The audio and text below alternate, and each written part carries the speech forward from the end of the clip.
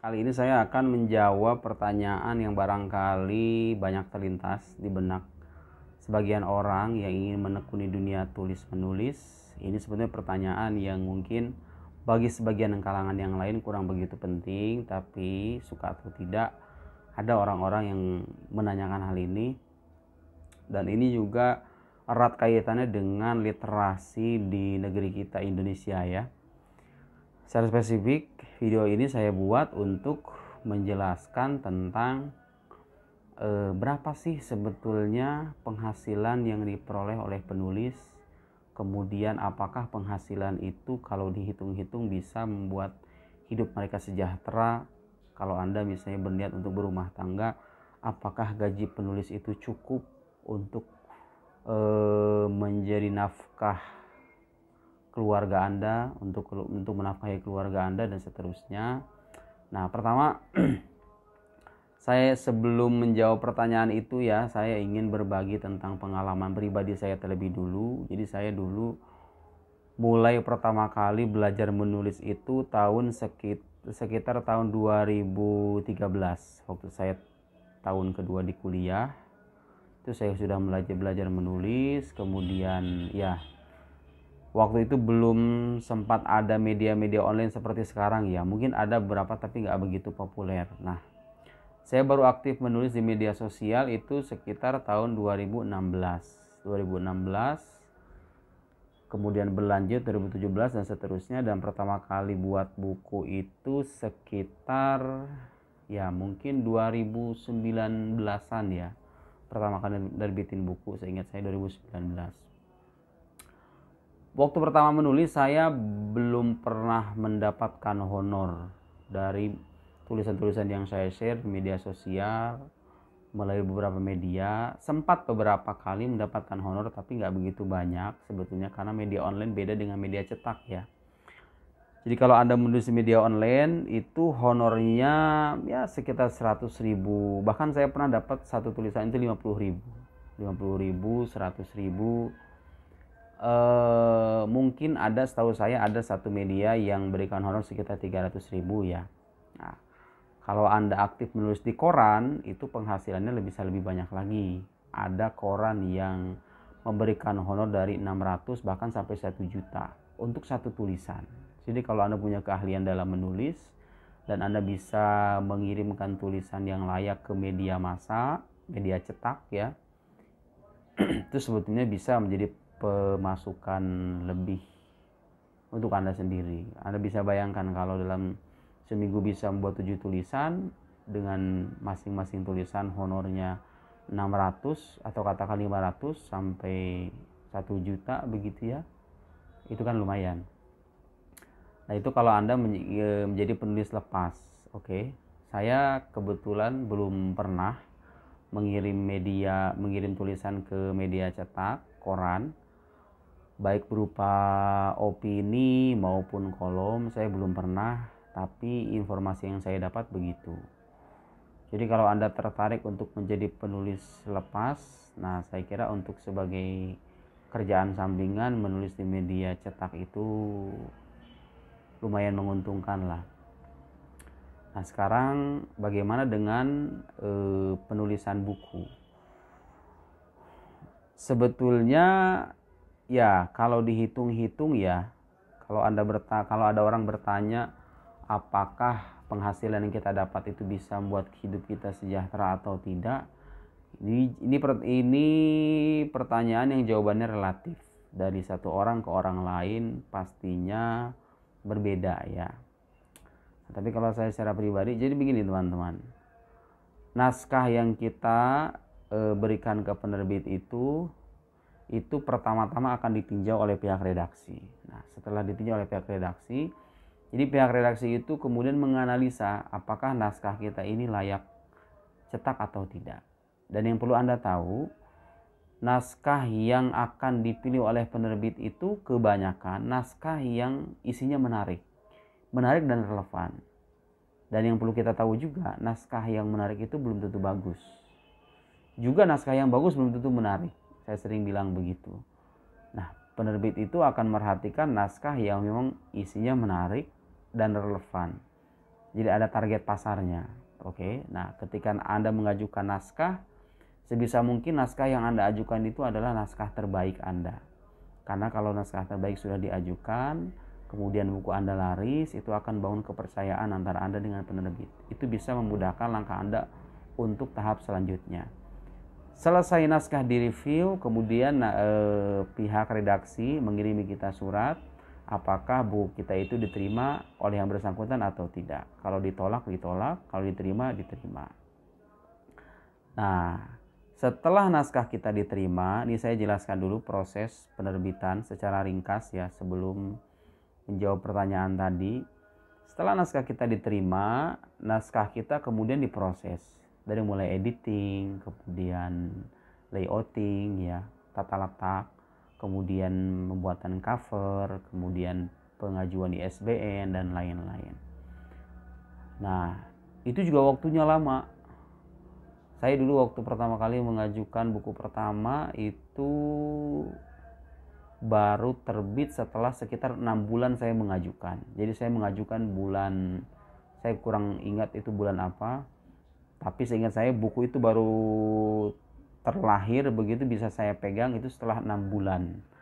6 bulan dari penyerahan naskah itu, setelah direview, kemudian ada pembuatan ini dan lain-lain.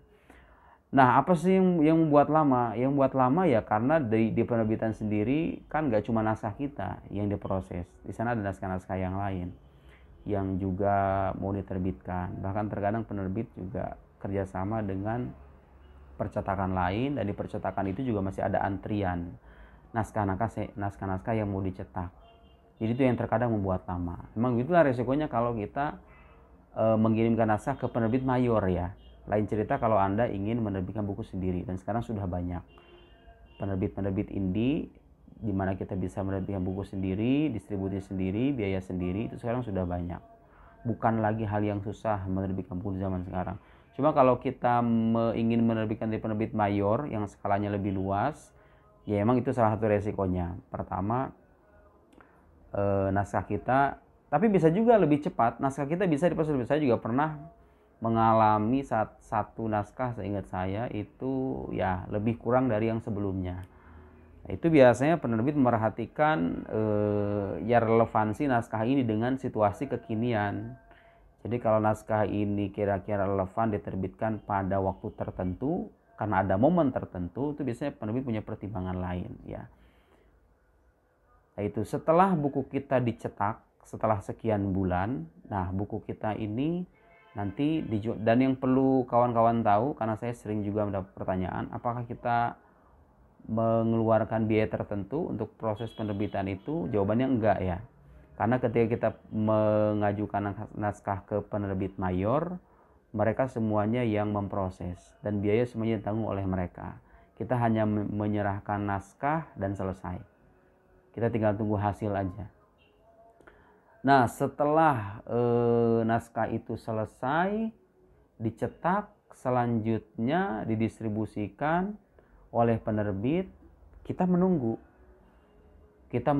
sampai kapan, sekitar, saya nggak tahu kalau di penerbit lain, tapi saya kira rata-rata penerbit di Indonesia kebijakannya kurang lebih sama ya. Saya sempat baca juga beberapa artikel di internet, kurang lebih sama. Jadi penulis itu akan mendapatkan jatah atau haknya setelah 6-7 bulan buku itu beredar. Anda bisa bayangkan ya, sekarang Anda sudah bisa membayangkan apa jawaban dari pertanyaan tadi. Jadi harus nunggu dulu 6 bulan atau 7 bulan baru Anda bisa mendapatkan royalti dari buku yang Anda tulis itu. Itu kalau bukunya laku. Kalau seandainya bukunya tidak laku, Anda sudah tahu jawabannya. Nah, setelah 6 bulan atau 7 bulan, penerbit, ada yang penerbit yang mengirimkan surat ke penulisnya, kemudian sebagai surat pemberitahuan, royalti dikirimkan. Sekarang berapa royalti yang kita dapat? Ya, saya sempat baca di internet, itu ada penerbit yang memberikan royalti sekitar 15%, 10-15% ya. 10-15%. Kalau saya 10%. Jadi 10% itu gambaran kasarnya begini, kalau buku Anda dijual sebesar 100.000 rupiah misalnya, dijual 100.000, berarti Anda mendapatkan hak sekitar 10.000 dari buku itu. Nah, di Mesir juga setahu saya begitu, karena saya juga nerbitin buku di Mesir. Itu alhamdulillah udah tercetak sekitar 2.000-an eksemplar barangkali, karena itu khusus untuk mahasiswa asing di sini, buku ilmu mantik ya. Kebijakannya sama begitu. Di Indonesia juga begitu, 10%. Nah, apakah itu cukup? Lagi-lagi ini berpulang pada kondisi yang dialami oleh setiap orang dan kebutuhan yang dimiliki oleh setiap orang, karena ini berbeda-beda ya. Jadi kalau ditanya apakah penghasilan dari menulis itu cukup untuk memenuhi kebutuhan sehari-hari atau dalam skala yang lebih luas memenuhi kebutuhan rumah tangga, ya jawabannya bisa ya, bisa enggak. Tergantung buku Anda laku atau enggak. Kalau penulis-penulis besar, pasti Anda kenal dengan Terelie atau Habibur Rahman atau Delestari atau siapa lagi itu, novelis-novelis ya rata-rata, karena novel itu jangkauannya lebih luas, beda dengan buku-buku ilmiah yang segmennya itu terbatas, karangan akademisi, santri gitu ya. Kalau novel itu kan dari berbagai jenjang, dia sasarannya banyak. Nah, Anda bisa bayangkan novel itu kalau terjual katakan misalnya 5.000 eksemplar, per novelnya katakan 70.000, berarti dari setiap naskah Anda punya keuntungan 7.000 dikalikan 5.000 eksemplar, yaitu besar nominalnya. Anda bisa bayangkan novelis-novelis yang bukunya laris dan membludak itu penghasilannya bisa bahkan mungkin ratusan juta ya, bahkan mungkin bisa ratusan juta, bisa puluhan sampai ratusan juta, tergantung naskah yang dicetak dan tergantung berapa jumlah yang terjual sebetulnya. Nah itu kalau misalnya kita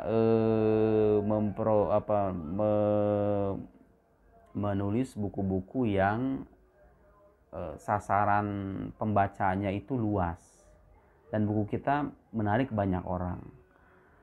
Nah kalau Anda kebetulan ditakdirkan punya naskah yang demikian, ya sebetulnya penghasilan penulis itu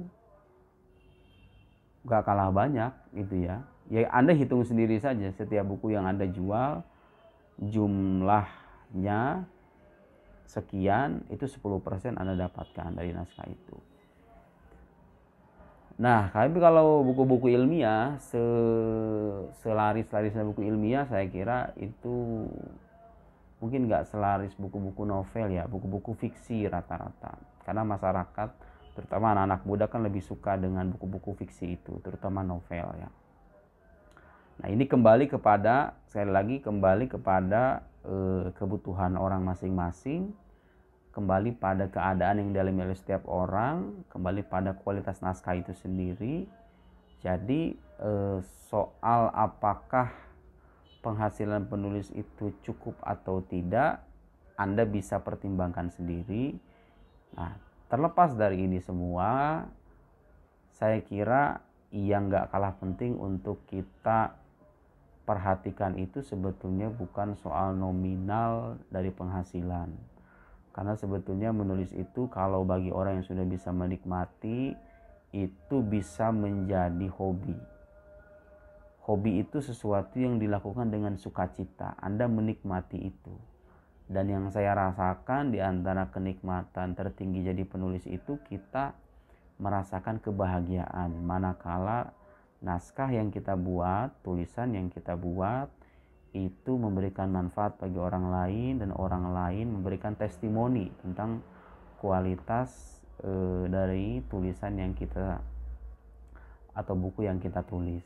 Nah itu sebetulnya salah satu kebahagiaan ya yang kita dapatkan ketika menulis itu, diantaranya seperti itu. Ditambah kita juga bisa memperluas jangkauan kita, networking ya. Jadi kita bisa mengenal lebih banyak orang. Dengan tulisan itu Anda bisa punya banyak teman, punya banyak kenalan begitu, dan apa yang Anda ketahui, wawasan Anda, hasil belajar Anda itu bisa dinikmati oleh orang banyak. Dan sebagai orang beragama, kita tentu punya keyakinan bahwa ilmu yang bermanfaat itu kelak akan menjadi amal jariah bagi penulisnya ketika penulisnya sudah meninggal. Nah, tapi terlepas dari itu, kalau ada yang bertanya tentang soal penghasilan, itulah jawabannya. Semoga ini bermanfaat.